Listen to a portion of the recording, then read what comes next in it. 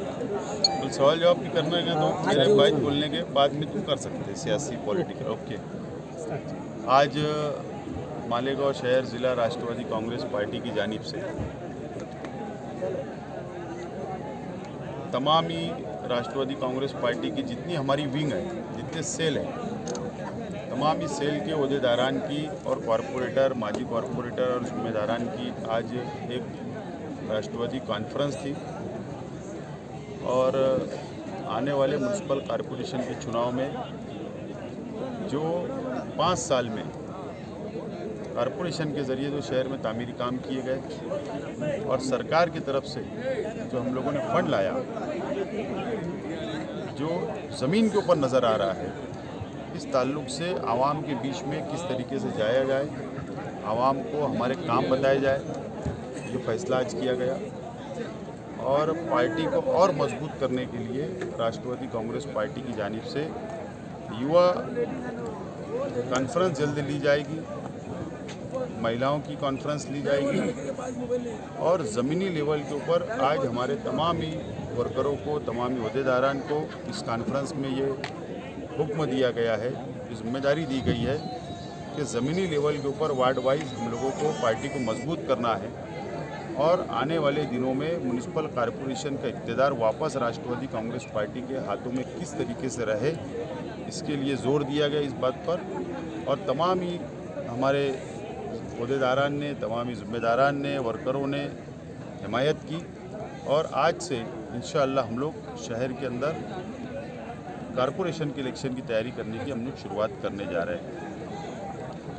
क्या मिशन है आपका, कितनी सीटों पर मतलब? 95 वार्ड रहने वाले, 95 वार्ड रहने वाले हैं नए वार्ड रचना के हिसाब से।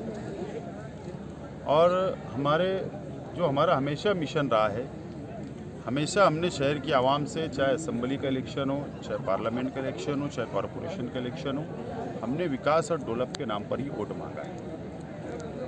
जज्बाती सियासत के नाम पर हमने कभी वोट नहीं मांगा। और अल्लाह का करम है कि शहर की आवाम ने हम लोगों को जिम्मेदारी कॉरपोरेशन की भी दी और असम्बली की भी दी और इस मर्तबा भी हम लोग विकास और डेवलप के नाम पर वोट मांगेंगे। और मुझे उम्मीद है कि शहर की आवाम इस मर्तबा भी हम लोगों के विकास काम, डेवलप काम को देखते हुए, इतना तो मैं ज़रूर कहूँगा कि हम लोग एक नंबर पार्टी हम लोग रहेंगे। हमारा मिशन होगा कि अब की बार 40 पार, लेकिन हमारी ये कोशिश रहेगी कि 40 क्रॉस करें और किसी का भी साथ ना ले। हम तो चाहेंगे 40 हमको फुल मेजॉरिटी शहर की आवाम दे, ना हमको शिवसेना का साथ लेने की ज़रूरत पड़े, ना हमारे को और किसी के साथ की ज़रूरत पड़े, ये हमारी कोशिश रहेगी। लेकिन इतना तो ज़रूर है कि हम लोग एक नंबर पार्टी बन के सबसे बड़ी पार्टी राष्ट्रवादी कांग्रेस पार्टी ही रहेंगी इंशाअल्लाह। इतनी तो कोशिश हम लोग ज़रूर करेंगे। फिर एक बार 2022 के कॉरपोरेशन चुनाव में आपको एक बड़े महागठबंधन से लड़ना है, आप अकेले हैं, सामने सब इकट्ठा है, तो किस तरह से फेस करेंगे? मैंने तो आप लोगों इससे पहले भी कहा, आज दोबारा बोल रहा हूँ कि सारे की ज़रूरत उस शख्स को पड़ती है जो कमज़ोर होता है। और इसका मतलब कि शहर के एमएलए मुफ्ती मोहम्मद इस्माइल कासमी साहब सियासी तौर पर कमज़ोर अपने आप को मान रहे होंगे, इसके लिए महागठबंधन बना रहे हैं। अगर मजबूत और ताकतवर होते तो वो गठबंधन नहीं बनाते और तमाम ही सीटों के ऊपर इलेक्शन लड़ाते। लेकिन इसका मतलब वो कमज़ोर है, इसके लिए गठबंधन बना के 4 पार्टियों को कुछ ना कुछ बांटने की कोशिश कर रहे हैं। तो कमज़ोर लोग हैं, इसलिए महागठबंधन बना रहे हैं सियासी तौर पर। और हम लोग हमेशा तमाम ही सीटों के ऊपर इलेक्शन हमने लड़ाया है और हमारी हमेशा यही कोशिश रहती है कि ज़्यादा से ज़्यादा सीटें हम निकालें। कुछ अपोजिशन पार्टी के कुछ बड़े चेहरे आपके कांटेक्ट में हैं? आप लोग आज के मंच को देख सकते हैं कि हमारी पार्टी के कुछ लोग हमारे से दूर थे, कुछ लोग राष्ट्रवादी में शामिल नहीं हुए थे, ऐसे तमाम ही लोग आज मंचों पे नज़र आ रहे हैं। हम लोग हमारी पार्टी को तो आज मजबूत कर चुके हैं। अपोजिशन पार्टियों के कई कारपोरेटर हमारे कांटेक्ट में हैं। वो ये वादा चाह रहे हैं कि टिकट राष्ट्रवादी का हमको देंगे, पहले वादा करो। लेकिन हमारी ये कोशिश होती है कि पार्टी के साथ 5 साल जो कार्यकर्ता काम करता है, जो मेहनत करता है, जो आवाम के बीच में रह के पार्टी को मजबूत करता है, पहले हम लोग उसको अहमियत देंगे।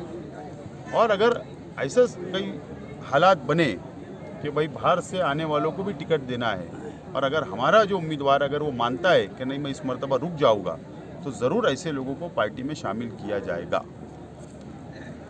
ठीक है ना, ठीक और कुछ ठीक है। शहर के एमएलए मुफ्ती मोहम्मद इस्माइल कासमी साहब,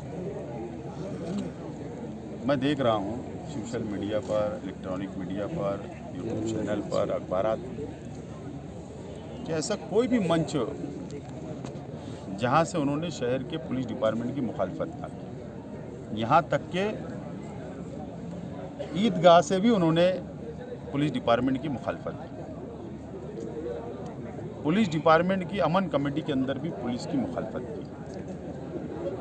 कल भी उन्होंने मुखालफत की और असेंबली के अंदर भी उन्होंने आवाज़ उठाई, ऐसा मैंने सुना।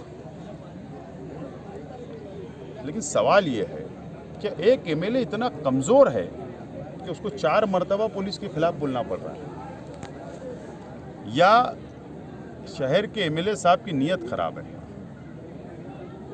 या शहर के एमएलए साहब ने शहर के आवाम के सामने एक लेटर हेड उनका बताना चाहिए, लेटर बताना चाहिए कि फला ईद से पहले मैंने कंप्लेन दिया कि ये पुलिस ऑफिसर भ्रष्टाचार कर रहा है, शहर में 2 नंबर की धंधा चल रहा है।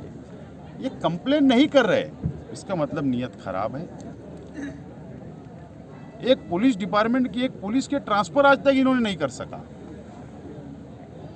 इसका मतलब ये सिर्फ आवाम को बता रहे हैं कि देखो मैं बहुत पुलिस के खिलाफ बोल सकता हूं, और ये बाद में मुझे ऐसा लगता है, शक है कि पुलिस डिपार्टमेंट से जाकर बोलते होंगे साहब ये सियासी स्टैंड लेना पड़ता है, आवाम को बताना पड़ता है, आप बुरा मत मानिए। मुझे ऐसा लगता है जाके कंप्रोमाइज़ कर लेते होंगे, और नहीं, शहर के एमएलए साहब ने एक लेटर बताना चाहिए शहर के आवाम को कि मैंने फला पुलिस वालों के खिलाफ कंप्लेन दिया, फला मैंने 2 नंबर के धंधे वालों के खिलाफ कंप्लेन किया, फला शख्स की मैंने ट्रांसफ़र किया, फला पुलिस वालों की ट्रांसफ़र किया।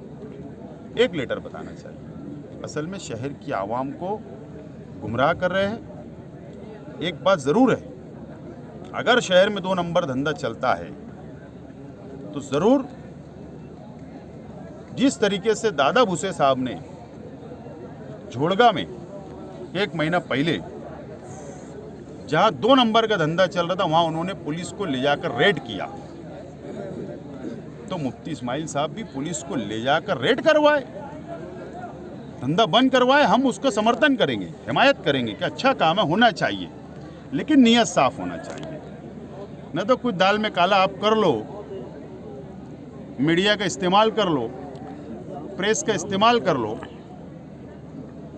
ईदगाह का इस्तेमाल कर लो और अपना स्वार्थ हासिल कर लो, ये नहीं होना चाहिए।